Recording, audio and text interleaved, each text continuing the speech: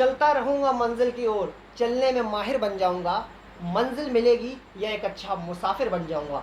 इसी मुसाफिर बनने की जो सीरीज़ है हमने जो लॉन्च करी है हिडन टैलेंट के नाम से, उसमें कॉमन मैन से लेकर वीआईपी तक हम सभी लोगों को कवर करने वाले हैं। अब चाहे वो बदायूं की धरती से चमकते हुए सितारे हों, चाहे वो अलीगढ़ में चमकते हुए सितारे हों, हम सभी लोगों को कवर करने वाले हैं। अगर आप लोगों का नाम इस लिस्ट में ना आया हो तो प्लीज़ आप सभी लोग कमेंट बॉक्स में ज़रूर लिख दीजिएगा कि ताकि मैं आप सभी लोगों से एक बार कॉन्टैक्ट कर लूँ।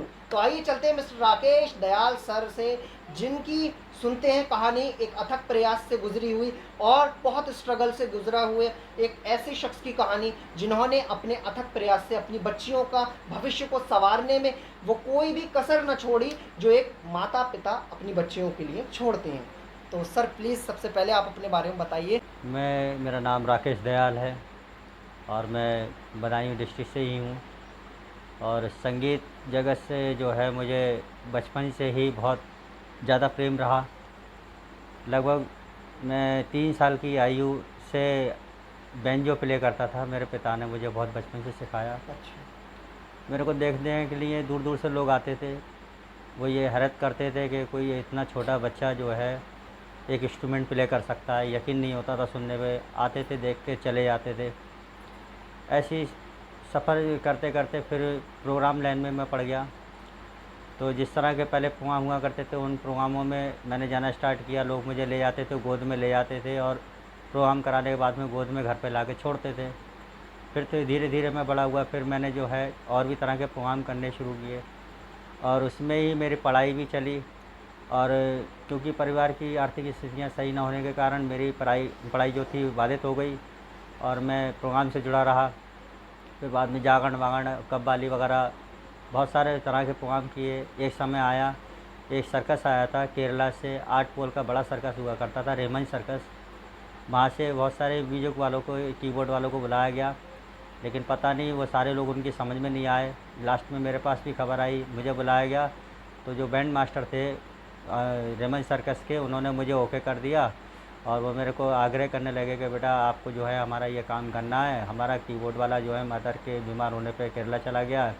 तो मैंने उनकी बात मानी। लगभग 1 महीने मैंने रेमन सर्कस में भी कीबोर्ड बजाया।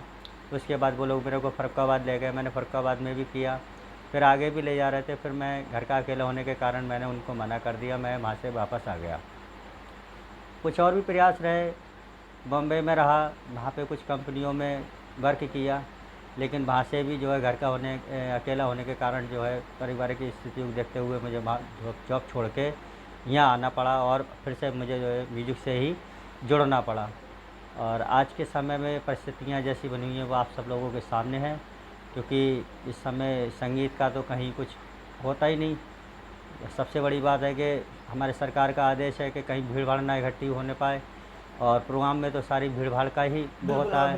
तो जब भीड़ भाड़ नहीं होगी तो प्रोग्राम कैसे होंगे। इसलिए हर इंसान डरा हुआ है। तो इस समय सबसे ज़्यादा जो परिस्थितियाँ ख़राब रही हैं, मुझ सहित मेरे जैसे और भी साथी कलाकार हैं, उन सभी कलाकारों की जो म्यूजिक से जुड़े हुए हैं, सिंगर हैं या कोई भी इंस्ट्रूमेंट प्ले करते हैं, उन सबको जो है आर्थिक स्थितियों का सामना करना पड़ रहा है इस कोरोना काल के चलते। और इसके संबंध में सरकार ने अभी तक हम लोगों को कोई जवाब भी नहीं दिया। हमारे बहुत से भाइयों ने अथक प्रयास करे, सरकार से मांग करी कि कलाकार लोगों को जो है कुछ मदद सहायता उपलब्ध कराई जाए, लेकिन कोई ऐसा जवाब अभी तक सरकारी तरफ से नहीं आया।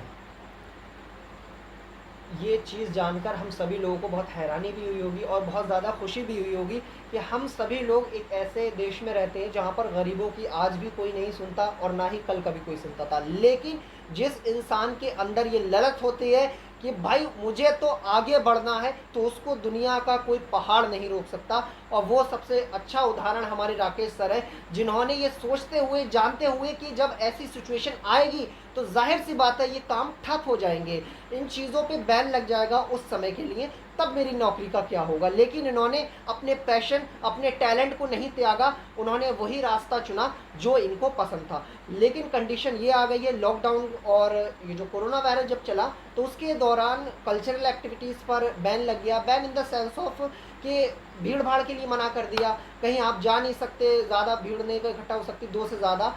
तो सर जिस तरीके से आपको पता ही है कोरोना और लॉकडाउन एक बहुत बड़ा रूप धारण कर चुके हैं, तो क्या आपकी लाइफ को अभी अफेक्ट कर रहे हैं या आप अभी भी कोई अदर काम कर रहे हैं इस समय? इस समय तो फ़िलहाल कोई भी काम है ही नहीं और ना कोई काम चल पा रहा है। और हमारी तो गिनती वैसे ही मज़दूरों जैसी आती है कि हमारा काम ही जो है म्यूज़िक से जुड़ा हुआ है, प्रोग्राम से जुड़ा हुआ है। जब प्रोग्राम ही नहीं होंगे तो हम लोग करेंगे क्या? तो इस समय जो है मजबूरी के चलते जो है हमें घर में बैठना पड़ रहा है। और जैसा कि हम अपने तो क्या सर लॉकडाउन जिस तरीके से लोगों की, मतलब लोगों की तो नहीं कहूँगा मैं, अमीरों की तो बिल्कुल भी नहीं कर रहा है, कुछ भी उन्हें तो फ़र्क भी नहीं पड़ रहा है, लेकिन जो मिडिल क्लास हैं, जो और ज़्यादा गरीब हैं, उन लोगों की लाइफ को सबसे ज़्यादा अफेक्ट कर रहा है। तो आपके विचार में क्या लॉकडाउन होना चाहिए था या इसको नहीं होना चाहिए था? क्या लॉकडाउन एक सॉल्यूशन है या एक प्रॉब्लम? नहीं, ऐसा तो ये प्रॉब्लम तो नहीं कह सकते। प्रॉब्लम तो हम लोगों के लिए क्या, तो और बहुत से लोगों को थोड़ी बहुत प्रॉब्लम उठानी पड़ेगी। लेकिन हमारे भारत सरकार ने अगर कोई भी फ़ैसला लॉकडाउन का लिया है तो कुछ सोच समझ कर ही लिया है। और जिस तरह की परिस्थितियाँ अभी बनी हुई हैं तो शायद उस परिस्थिति से उभरने के लिए लॉकडाउन के अलावा और कोई शायद रास्ता होता भी नहीं है, बचता भी नहीं है। इसलिए जो भी भारत सरकार ने फ़ैसला लिया है लॉकडाउन लगाने का, तो वो अच्छा फ़ैसला है और उसका जो है हमें पालन करना चाहिए, वही पालन कर रहे हैं। तो चलिए चलते हैं इसी सीरीज़ को आगे बढ़ाते हुए, और हम चाहते हैं कि सर जैसा कि आप हर चीज़ में अपने आप को एक एक्स्ट्रा ऑर्डिनरी के तौर पे पेश कर चुके हैं, शुरू से ही आपका झुकाव हमेशा म्यूज़िक की तरफ, किसी ना किसी इंस्ट्रूमेंट की तरफ रहा। तो आप प्लीज़ सर सबसे पहले ऑडियंस को अपने परफॉर्मेंस से मंत्रमुग्ध कर दीजिए। वैसे तो मैं एक म्यूजिशियन व्यक्ति हूँ। शुरू से जो है मैंने बैंजो प्ले किया है, बैंजो के बाद कीबोर्ड प्ले किया है, थोड़ा बाँसुरी, फ्लूट प्ले करता हूँ और अभी थोड़ा बहुत रिदम भी प्ले कर लेता हूँ बच्चों के सिखाने के माध्यम से। और कभी-कभी थोड़ा-थोड़ा सिंगिंग कर लेता हूँ, तो आपके सामने थोड़ा-सा। न हँसना मेरे गम पे, इंसाफ करना, जो मैं रो पड़ूँ तो मुझे माफ़ करना।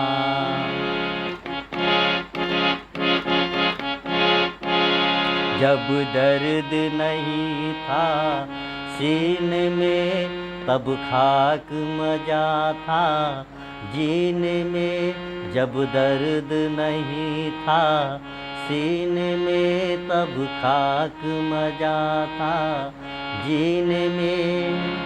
अब के शायद हम भी रोएं,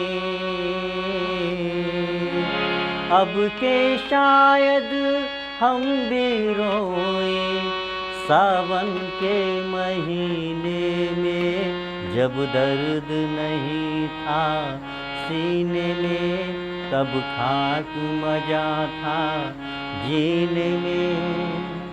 क्या बात है! बिल्कुल, बिल्कुल, जब दर्द नहीं था सीने में तो खाक मज़ा था सीने में। मतलब परेशानियाँ और तकलीफ़ें हमें मज़बूत बनाने के लिए आती हैं, ना कि हमें कमज़ोर बनाने के लिए। तो उन परेशानियों को झेल कर ही हमारे सर जो हैं मिस्टर राकेश सर, उन्होंने अपने आप को मज़बूत करा और ये अहद करा, मतलब एक तरीके से पर्पज़, एक एम टारगेट लिया कि अपनी बेटियों को, अपने बच्चों को उस मुकाम तक लेकर जाऊँगा जिस मुकाम पर शायद मैं नहीं जा सका। हो सकता है मेरी पढ़ाई की वजह से, हो सकता है शायद मेरी फाइनेंशियल कंडीशन की वजह से, लेकिन उनका सपना साकार होगा। आप सभी लोगों से इस चीज़ को ज़्यादा से ज़्यादा वीडियो तक शेयर करें, ज़्यादा से ज़्यादा, कि ताकि उन लोगों तक ये चीज़ पहुंच जाए जिन लोगों को इसकी सबसे ज़्यादा ज़रूरत है। क्योंकि हम सभी लोग हर चीज़ में भूखे हैं, अब चाहे टैलेंट में भूखे हों, चाहे फिर खाने में भूखे हों। तो जिसके पास वो भूख है तो वो खाएगा और वो दौड़ेगा उस खाने की तरफ, हर भरसक प्रयत्न करेगा।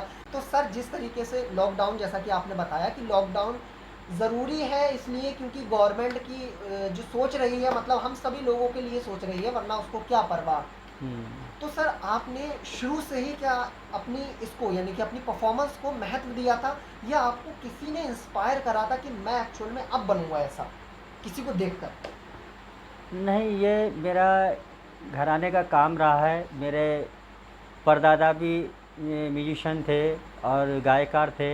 मेरे दादाजी भी जो म्यूजिशियन थे और गायकार थे। मेरे पिताजी भी और मेरे चाचा जी भी, मेरे घर के सारे लोग जो हैं म्यूजिक से जुड़े रहे हैं।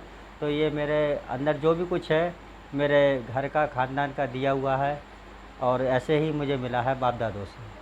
अच्छा, बाप दादाओं से ही आपने ही इस टैलेंट और ये पैशन अपने लिया है जी, और उसको ही आगे बढ़ा रहे हैं और उसको ही चाहते हैं कि मेरी बेटियां भी, मेरे बच्चे भी आगे बढ़ाएं, कि ताकि वहाँ पर उजाला फैले जहाँ पर अंधेरा आज भी मौजूद है। वहाँ जहाँ पर बेटियों को पढ़ने लिखने या फिर उनको इवन घर से बाहर नहीं निकलने दिया जाता, उनके लिए भी एक मिसाल कायम करें। तो आप जिस तरीके से सर देख रहे हैं कि लड़कियों को बहुत से उसमें होता है, चाहे रिलीजन हो चाहे फिर कास्ट हो, तो उसमें बच्चों को, बच्चियों को आगे नहीं बढ़ने दिया जाता है। एक सीमित पीरियड होता है, उसके बाद उन बच्चों की शादी कर दी जाती है। तो आप इसके बारे में क्या कहना चाहते हैं? क्या उनको दमन किया जा रहा है या एक्चुअल में ये खुद ही हो रही है? हमारी सब समाज की जो है या दुनिया की कह सकते हैं कि पिछले समय से कुछ सोच जो है और प्रकार की रही है कि लड़कियों को ना पढ़ाया जाए, ना लिखाया जाए और ना किसी टैलेंट में आगे बढ़ाया जाए। लड़कियों से जो है घर का कामकाज कराया जाए और उनका शादी करके उनको जो है उनकी उम्र से आए पहले जो है उनको उनके अनजाने घर में भेज दिया जाता है। ऐसा शुरू से होता आया, लेकिन अब ज़माने की सोच बदल चुकी है। आज लड़की और लड़के में कोई फ़र्क नहीं है और इसीलिए जो है मैंने जो है कभी शुरुआत में ईश्वर से प्रार्थना में मैंने लड़की ही को मांगा था और मुझे ईश्वर ने लड़की दी। और उसके बाद में फिर नेक्स्ट टाइम जो है फिर से मैंने ईश्वर से प्रार्थना में लड़की को मांगा, मुझे फिर से लड़की मिली, मुझे बहुत खुशी हुई। और तीसरे टाइम पे भी मैंने ईश्वर से लड़की ही को ही मांगा और इस प्रकार से मुझे 3 बेटियां प्राप्त हुई। और बाद में चौथी बार में जो है एक कारण था कि मेरे एक साली है जिसके कोई मतलब 10 साल से बच्चा नहीं था। अच्छा। तो हमने एक प्लान किया, ईश्वर से मांगा कि हमको फिर से एक बच्चा मिले और उस बच्चे को जो है हम अपनी साली को गिफ्ट देंगे, जिससे कि वो वहाँ पे उसका मन लग सके। तो ईश्वर ने प्रार्थना सुनी, मुझे एक बेटा प्राप्त हुआ और मैंने अपनी साली से कहा कि भाई अपने बेटे को लेके जा, लेकिन उसने जो है कहा कि नहीं ऐसा नहीं है, वहाँ पर लेगा यहाँ पर लेगा, बात एक ही है। और फिर ईश्वर ने उसकी प्रार्थना सुनी। कुछ समय बाद जो उसको जुड़वा 2 लड़के ईश्वर ने दे दिए 10 साल के उपरांत। क्या बात तो इस तरह से मेरे 4 बच्चे हैं, लेकिन चारों बच्चों में ईश्वर ने जो है टैलेंट दिया है। और जिसको जो है ये दोनों बड़ी बेटियां जो हैं आज के समय में अपने डिस्ट्रिक्ट से बाहर भी यूपी स्टेट के बाहर भी लोग जानते हैं, इनको बाई नाम भी जानते हैं और वैसे इनके टैलेंट को देखकर भी जानते हैं और इनकी तारीफ़ भी करते हैं।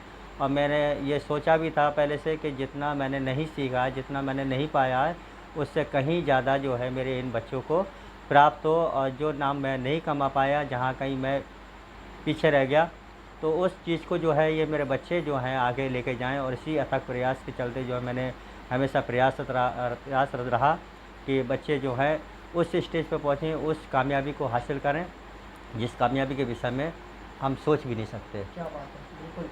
एक्चुअल में जिस तरीके से ने हमारे सर ने बेबाक और निष्पक्षता के साथ में अपने शब्दों को रखा है, मैं आशा करता हूँ कि आप सभी लोग इस चीज़ को समझ गए होंगे। ज़्यादा से ज़्यादा इस वीडियो को इसलिए शेयर करें क्योंकि मैं नहीं कह रहा हूँ, बल्कि ये वीडियो उन लोगों के लिए सूदिंग का काम करेगा जो आजकल लोग भटक चुके हैं बेकार की वीडियोस को देखने में। तो जिस तरीके से लॉकडाउन और कोरोना बहुत बड़ा रूप ले चुके हैं और बहुत लोगों की लाइफ को भी ख़त्म कर चुके हैं, तो बस हम सभी लोग आपसे विदा लेते हैं। जल्दी ही एक नई उम्मीद और नई किरण को जगाने के लिए आएंगे। तब तक के लिए आप सभी लोग अपना ख्याल रखिए और मैं बस आखिर में यही कहता चलूँगा कि सर्वे भवन्तु सुखिना, सर्वे सन्तु निरामया, सर्वे भद्राणि पश्यन्तु, माँ कश्चित् दुर्भाग् भवेत्। धन्यवाद। जय हिंद और जय भारत। प्रणाम।